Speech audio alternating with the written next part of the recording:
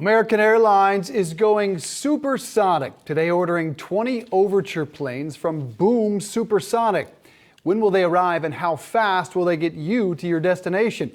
We're joined now by Boom founder and CEO Blake Scholl. Blake, good to see you. Congrats on the deal. Tell us about how the Boom plane will differ from the traditional passenger planes we've flown on for decades. Well, it's a really big step forward with Overture and today with our announcement with American Airlines. Overture will fly passengers up to twice as fast as today's fastest airliners. That means you could leave Miami and be in London in about 4.5 hours. You could leave Tokyo and be in Seattle in 4.5 hours. The world's about to get a lot smaller and a lot more accessible with flights that are faster, more convenient, and more sustainable than what we have today. You say it's about to. How far away are these planes? It's coming quickly. We're breaking ground on the super factory in Greensboro, North Carolina later this year. We'll be in production in 2 years. We'll have our first airplane in 3 and we'll be in the air in 4. And we've committed to our customers that we will be certified to carry passengers by the end of the decade, just 7 years from now. How many passengers will fly on these planes? Well, we're designing Overture to be able to be affordable to as many people as possible. I want to have a future where anybody who flies can benefit from the power of speed to access the world's people and places more easily. The Overture plane itself is 65 seats in an all business class configuration.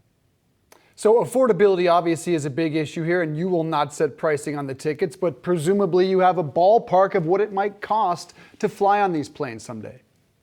Yeah, we're focused on reducing the cost of supersonic travel so more people can benefit. Concorde was famously unaffordable at about a $5,000 ticket, and Overture will be very profitable for airlines. It fares a quarter of that, so more like a business class ticket that tens of millions of people are already buying versus something that it's really only for a tiny number of people. You brought up that magic word, and of course it is Concorde. About, I guess, 2 decades ago now, what do you learn from what went wrong with that story? Well, it was really 1960s technology, and much like the Apollo program, Concorde was a Cold War era project to show that the West could do something better than the Soviets could do it. Didn't really try to have a business model or economics that made sense. And fast forward literally half a century, we have better materials, more efficient aerodynamics, cleaner, quieter engines. We have sustainable aviation fuel. And we put together all of those things into a breakthrough new design with Overture of an airplane that can not just fly fast, it can do it in a way that passengers can afford, that airlines can make money operating the aircraft. And very significantly, we can do it sustainably. 100% sustainable aviation fuel enables net zero carbon operation, so faster and better for the planet. We haven't mentioned one major obstacle here, which of course is FAA approval. How big an obstacle is that? So we're designing Overture to be based around technologies that have already been proven safe, reliable, and efficient. There is nothing on this airplane that requires a change in regulatory framework.